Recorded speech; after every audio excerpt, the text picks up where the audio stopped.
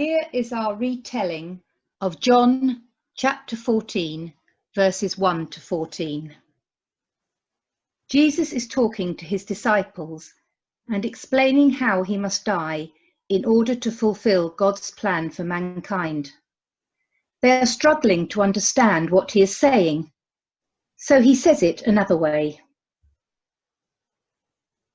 Don't let your hearts be troubled. Don't be upset. Believe in God and believe also in me.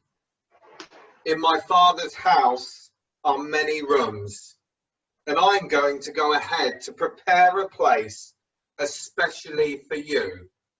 A bit like this.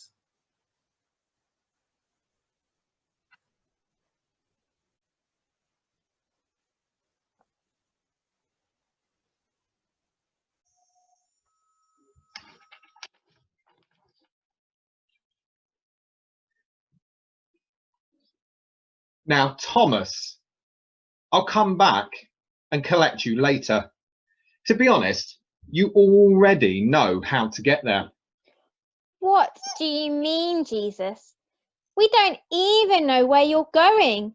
How can we possibly know how to get there?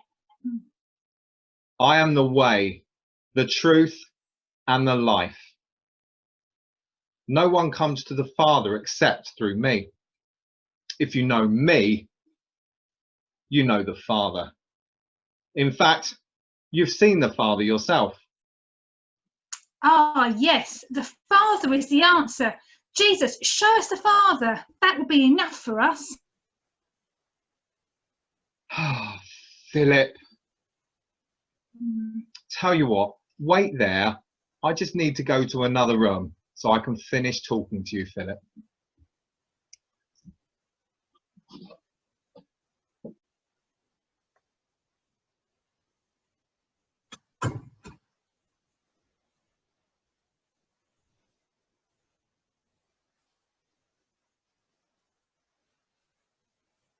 Now, Philip, after all these years, do you still not know me? If you have seen me, you've seen the Father, because the Father lives within me. It is by his authority that I come and teach. If you struggle to believe that the Father is within me from what I say, then look at the works that he's done through me. Like healing the sick? Yes, Thomas. And feeding over 5,000 people with a little boy's packed lunch. Now you're getting it. You even raised Lazarus from the dead. I think they've got it. These works are only done because the Father is within me. Okay, I think we're with you now, Jesus. I think we've got it. Go on, carry on. Truly, truly, I say to you, whoever believes in me will also do the work that I do. In fact, they will do even greater works than these, because I am going ahead to the Father. If you ask me anything in my name, I will do it, so that the Father is glorified. Thank you to all those that were involved in our reading and for making that happen.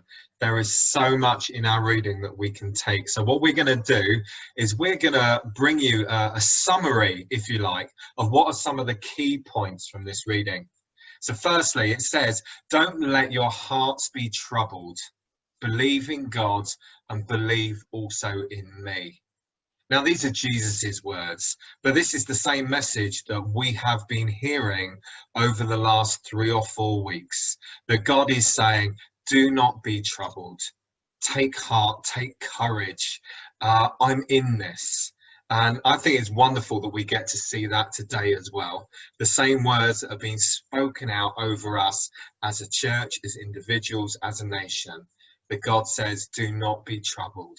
Believe in me. Goes on to say, in the Father's house, there is a place for you. And that is Jesus' promise to each one of us. He wants us, he provides for us, and he's gone ahead to do just that. It's a promise we can trust always. And Jesus declares, he says, I am the way, the truth, and the life. No one comes to the Father except through me. Jesus is the only way. He is the gate. And it's because of him that we have a place in the Father's house.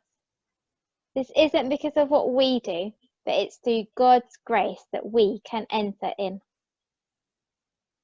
Jesus goes on to say, whoever has seen me has seen the Father. And the disciples could see that through the works they'd seen Jesus do, healing the sick, raising the dead, feeding 5,000 people with some fish and some bread. But the truth is that actually people can see Jesus and God through us as well, through what we say and what we do. We're his hands and feet. Just as people could see the Father through Jesus, so they can see him through us as well. And I think that's why Jesus says, very truly, in other words, sit down, be quiet, listen up. I tell you this, the one who believes in me will also do the works that I do. And in fact, will do greater works than these. And that's really our commission from Jesus, is to be his hands and his feet, to be like Jesus, to be little Christ, but actually to do more than that.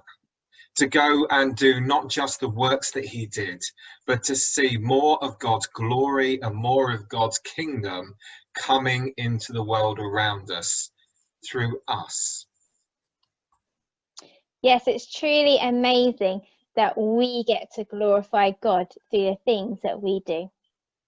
And we're going to continue with some more worship now as we think on these things and spend more time in God's presence. And we've got a couple of things that you might like to do during this time as well. You might like to think about what your place might look like, the room that God is getting ready. And you can chat to God about this and draw it down as you imagine that place. Or you might want to draw around your foot or a very clean shoe and fill it with different actions about the things that we can do to show God to other people. Might be people in your family, might be people, your friends on your street. How can we do these greater works that Jesus did?